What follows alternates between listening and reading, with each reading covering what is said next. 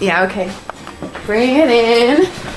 Okay, does it zoom? Look, check out Sarah's freaky eye. Cut it out. Come on, show the camera your eye. It's for YouTube. Look, we were just sitting there an hour ago, chilling out, and one of Sarah's eyes turned a totally different color than the other. Come on, it's for YouTube. Sarah? Sarah, you okay? That was just kidding. What's happening? Sarah?